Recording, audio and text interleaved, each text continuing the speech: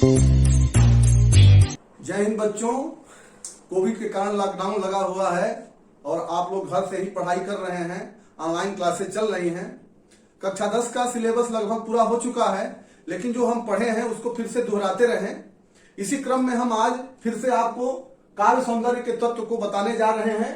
काव्य सौंदर्य के तत्व में जैसा आप जानते हैं रस, छंद और अलंकार आता है, और रस, छंद, अलंकार तीनों से 2-2 अंक के प्रश्न पूछे जाते हैं। तो सबसे पहले रस आता है। हम रस के बारे में संक्षिप्त रूप से आपको बताएंगे। रस होता क्या है? तो जैसे हम कोई सुंदर वस्तु को देखते हैं तो उसको देखने से मजा आता है, आनंद आता है। तो ये मजा और ये आनंद है, यही रस है। मान लीजिए कि आप किसी बहुत बड़े फुलवारी में गए हुए हैं, चारों तरफ से क्यारियों में फूल लगे हुए हैं, मोर नाच रहा है, तो फूल को देखने से, मोर को नाचने से आपको मजा आता है, आनंद आता है। यही मजा और आनंद रस होता है। उसी में कोई किनारे पर बैठा हुआ एक लड़का बंसी बजा रहा है तो आपके कानों को भी अच्छा लग रहा है, तो यह भी रस है। तो आप के खाने का रस, आपको सुनने का रस, आपको देखने का रस के विषय अलग अलग होते हैं। ठीक उसी प्रकार से काव्य में भी रस का प्रयोग किया जाता है। काव्य को पढ़ने से, सुनने से, नाटक आदि को देखने से जिस आनंद की आपको अनुभूति होती है उसी को रस कहते हैं। अब हमारे पाठ्यक्रम में 2 रस पढ़ने हैं, एक हास्य रस और एक करुण रस। तो सबसे पहले हम हास्य रस की परिभाषा को समझेंगे।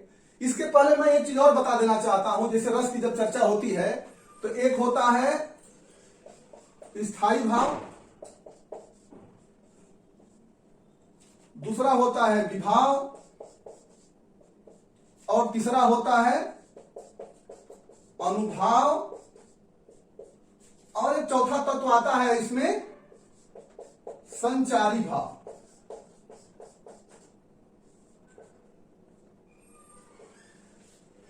अस्थाई भाव आप जानते हैं, अस्थाई से ही आपको लगता है कि जो कभी खत्म नहीं होता है, अस्थाई नहीं।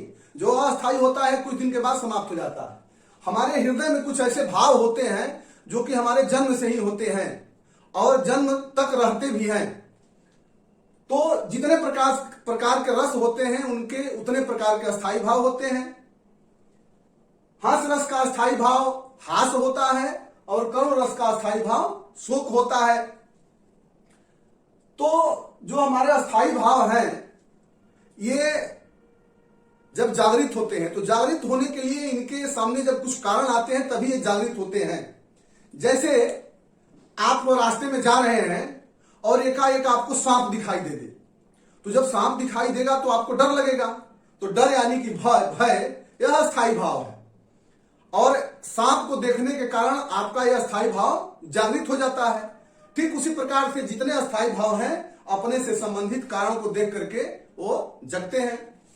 तो हम हास्य रस जब यह अस्थाई भाव जगते हैं तो जिसको देख करके अस्थाई भाव जागृत होता है। सर्प को देखे तो सर्प विभाव हो गया। जिसको देख करके अस्थाई भाव जागृत होता है उसे विभाव कहते हैं। सर्प को देखा तो हमारे अंदर का डर, भय जागृत हुआ। तो विभाव भी 2 प्रकार के होते हैं, आलंबन विभाव और उद्दीपन विभाव। तो जिसको देख करके अस्थाई भाव जागृत होता है उसे आलंबन विभाव कहते हैं। उद्दीपन विभाव, मान लीजिए कि सर्प ने फुफकार दिया तो आपके अंदर जैसे आग में घी डाला जाता है उसी तरह का यह उद्दीपन विभाव कार्य करता है। उसके बाद अनुभव क्या होता है? जो हमारे अंदर क्रिया होती है, हम रोने लगते हैं, हमारे कान खड़े हो जाते हैं, हमारी सांसें तेज चलने लगती हैं। तो ये जो क्रिया हमारे अंदर होती है इसे अनुभव कहते हैं। संचारी भाव, हमारे मन के अंदर विचार आने लगते हैं, जो वो जैसे पानी में बुलबुला निकलता है ना, फिर तुरंत जो है मिट जाता है। ठीक उसी तरह से संचारी भाव होते हैं। फिर हम भीतर से सोचने लगते हैं कि हमको ये काट देगा, हम मर जाएंगे, हमारे घर कौन बताएगा, मां रोने लगेगी। तमाम प्रकार के जितने विचार आते हैं हमारे मन में उसे संचारी भाव कहते हैं। तो आप रस के जितने चारों अंग होते हैं उसको आप समझ गए, अस्थाई भाव, विभाव और अनुभाव तथा संचारी भाव। अब हम आते हैं हाथ रस की परिभाषा पर।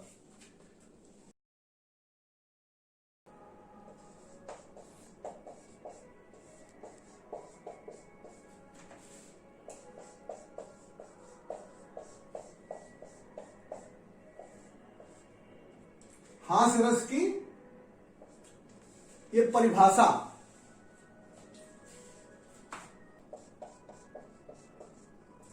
अपने अथवा पराये परिधान, परिधान जानते हैं जो हम लोग जो पहनते हैं वही परिधान कहा जाता है।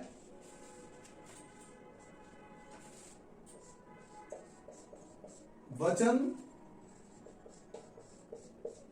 अथवा क्रिया कलाप अपने अथवा पराये परिधान, वचन अथवा क्रियाकलाप आदि से हृदय में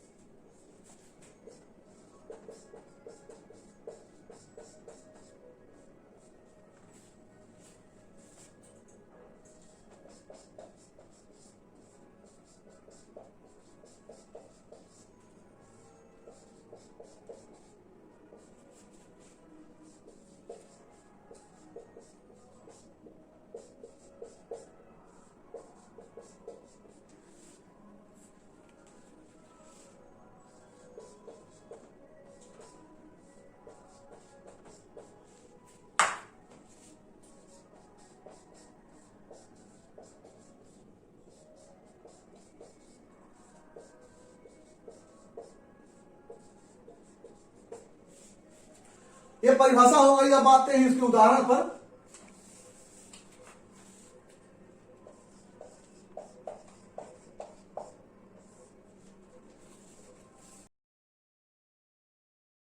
शीश पर गंगा हंसे भुजन ही भुजंगा हंसे, हास ही को दंगा भयो नंगा के विवाह में।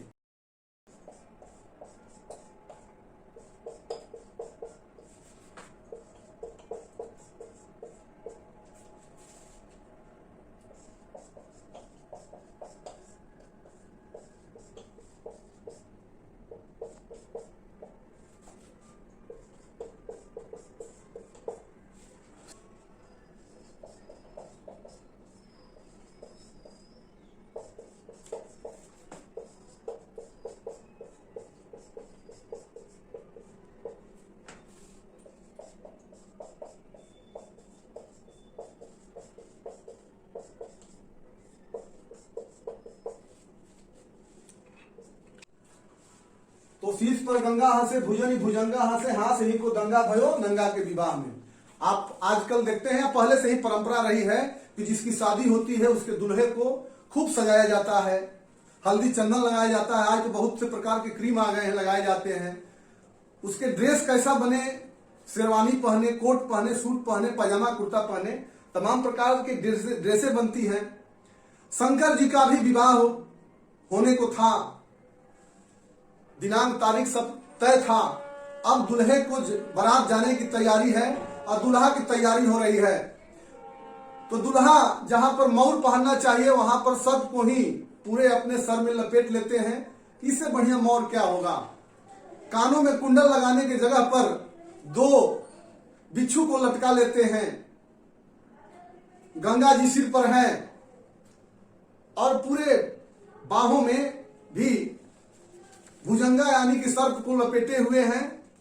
और जहां पर चंदन और क्रीम लोग लगाते हैं, हल्दी लगाते हैं, उसके जगह पर भोलेनाथ क्या लगाते हैं? तो श्मशान पर की जो राख होती है, जो चिता जलती है, उसकी जो राख होती है पूरे शरीर पर लगा लेते हैं।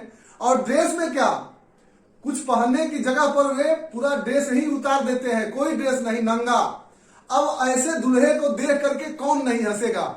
माथे पर बैठी हुई गंगा जी हंस रही हैं, भुजाओं में लिपटे हुए सर्प हंस रहे हैं, बाराती उनके ऐसे कि जिसके बहुत से मुख हैं तो किसी के पास मुख ही नहीं है, किसी के पास बहुत हाथ पैर है तो कोई बिना हाथ पैर का ही है, भूत पिचास सभी उनके बाराती बने हुए हैं। तो ऐसी बारात को देख करके कौन नहीं हंसेगा? तो इसी का उदाहरण है कि शीश पर गंगा हंसे, भुजनी भुजंगा हंसे, हास ही को दंगा भयो नंगा के विवाह में। तो ये हास्य रस का अच्छा उदाहरण है। दूसरा उदाहरण आप अपने टेक्स्ट बुक से भी देख करके लिख सकते हैं, या मैं बोल दे रहा हूं, या डिस्क्रिप्शन में भी दे दूंगा, आप लिख लेंगे। दोना पात बबूल का तामे तनिक पिसान, लाला जी करने लगे छठे समासे दान। तो करुण रस की परिभाषा और उदाहरण हो गया है। अब आपको हम बता रहे हैं, हास्य रस की परिभाषा और उदाहरण हो गया है। अब हम आपको बताने जा रहे हैं करुण रस की परिभाषा और उदाहरण।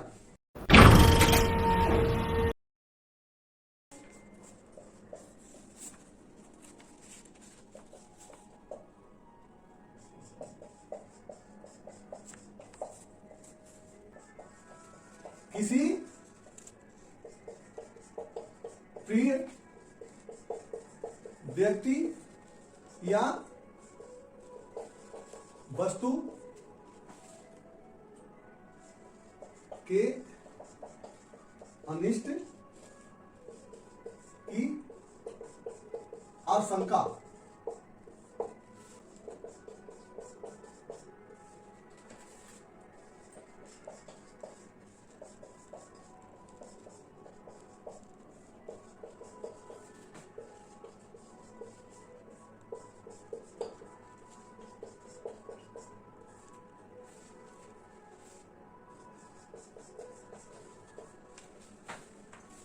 शोक नामक अस्थाई भाव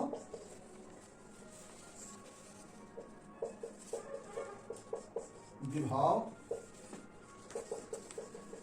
अनुभाव और संचारी भाव के संयोग से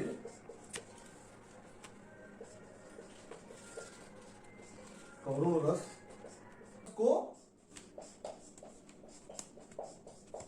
प्राप्त होता है। परिभाषा हो गई करुण रस की। आप इसका उदाहरण लिखेंगे।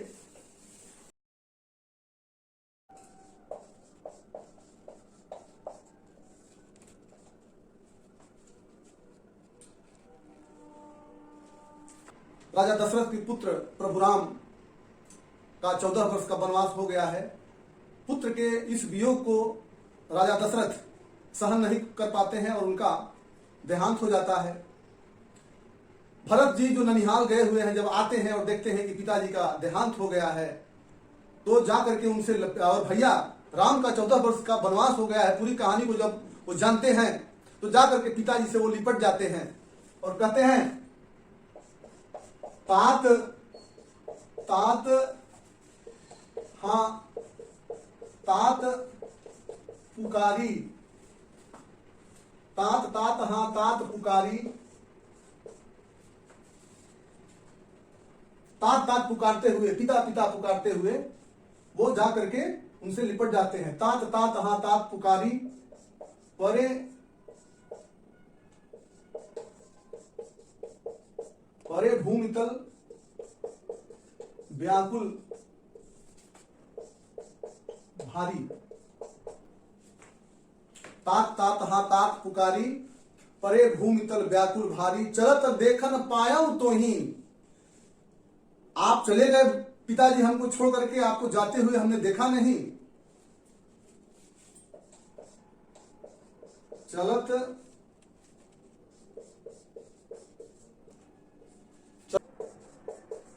देखन पायो तो ही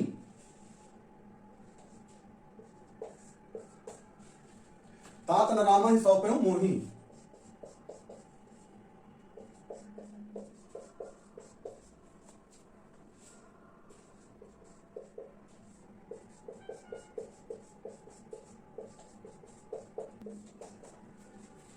तात तात हाँ तात पुकारी परे भूमि तल व्याकुल भारी चलत देखन पायो तो ही तात न राम ही सौंप्यो मोही। तात न रामे